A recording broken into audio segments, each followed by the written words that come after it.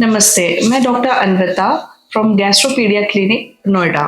आज हम बात करेंगे फ्लू वैक्सीन के बारे में। फ्लू वैक्सीन बेसिकली जो हमारा इम्यूनाइजेशन कार्ड होता है उसमें आजकल तो मेंशन्ड होता है 6-7 मंथ के अप्रॉक्स फ्लू वैक्सीन के बारे में, लेकिन उसके आगे बहुत सारे वैक्सीनेशन कार्ड हैं जिसमें फ्लू वैक्सीन हम आगे कब लगानी है ये कुछ मेंशन नहीं होता। तो ये छोटी सी वीडियो आज मैं इसलिए बना रही हूँ जस्ट एक अवेयरनेस लाने के लिए कि हमें फ्लू वैक्सीन के लिए भी जानना चाहिए कि ये क्यों लगानी है। मेन जो क्वेश्चंस हमारे दिमाग में आते हैं कि ये किसे लगनी है, कब लगनी है, क्या लगनी है और इसके साथ क्या हम कोई और वैक्सीन लगा सकते हैं या नहीं लगा सकते बच्चे में। तो पहली चीज़ ये है कि फ्लू वैक्सीन लगानी किस में है। नॉर्मली जो 6 मंथ से अबव बच्चे होते हैं उन्हें हमें फ्लू वैक्सीन देना चाहिए। इवन एडोलेसेंट या एडल्ट, प्रेग्नेंट फीमेल, इन सबको फ्लू वैक्सीन ज़रूरी है आज की डेट में।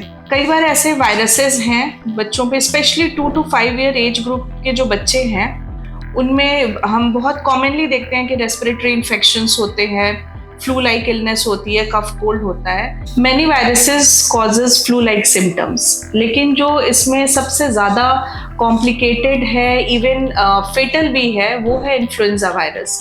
तो ये जो फ्लू वैक्सीन है बेसिकली ज़्यादा हमारे इन्फ्लुएंजा वायरस को कवर करती है। तो जो 2 से 5 साल के बच्चे होते हैं उसमें बहुत कॉमन होता है रेस्पिरेटरी इन्फेक्शन होना, जैसे बच्चे को कफ कोल्ड हो रहा है, ब्रीदिंग डिफ़िकल्टी हो रही है, सांस लेने में दिक्कत होती है, कई बार हमें घर पे नेबुलाइज करना पड़ता है, हॉस्पिटल में भी कई बार एडमिट करने की कंडीशंस आ जाती है और इसके कॉम्प्लिकेशंस भी काफ़ी घातक हैं इन्फ्लुएंजा वायरस के। तो जनरली ये कहते हैं कि पर ईयर, हर साल हमें बच्चे को एक इन्फ्लुएंजा वैक्सीन का शॉट देना चाहिए। 6 महीने से अबव के बच्चे, एडोलेसेंट हो गए, इवन प्रेग्नेंट फीमेल्स में जनरली कहते हैं कि फर्स्ट सेकेंड ट्राइमेस्टर में तो नहीं, थर्ड ट्राइमेस्टर में भी एक शॉट फ्लू वैक्सीन का लगना चाहिए, क्योंकि फर्स्ट और सेकेंड ट्राइमेस्टर में अगर फ्लू वैक्सीन लगाया तो उसके जो इफेक्ट्स हैं वो थर्ड ट्राइमेस्टर तक आते आते कम हो जाते हैं।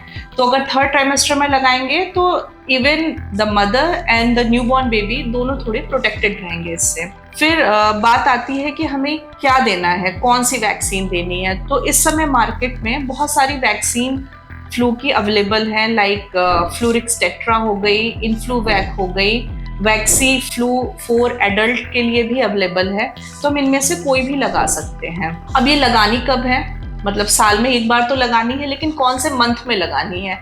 तो नॉर्मली ये कहते हैं कि सितंबर और October is a good time for flu vaccine. अगर कोई बच्चा है जिसे फ्लू वैक्सीन कभी नहीं लगी है या फिर लगी हो कुछ ईयर्स तक नहीं लगी है, उसके पास कोई हिस्ट्री नहीं है कि लगी थी कि नहीं लगी थी, तो ऐसी कंडीशन में चाहे वो बच्चा है या एडल्ट है, उस केसेस में 2 डोजेस ज़रूरी हैं फ्लू वैक्सीन के। कोशिश करनी चाहिए कि जो पहली डोज है वो हमें जुलाई या अगस्त के महीने में लगे और 4 वीक अपार्ट, 4 हफ्ते के बाद दूसरी डोज फ्लू वैक्सीन की लगनी चाहिए। कई बार बच्चों में जो वैक्सीनेशन नॉर्मली चल रहा होता है, कई बार पेरेंट्स को समझ में नहीं आता कि जो नॉर्मल हम वैक्सीन लगवाने आए हैं क्या उसके साथ में फ्लू दे सकते हैं, नहीं दे सकते हैं, क्योंकि इसको तो आपको साल में एक बार रिपीट करना ही है।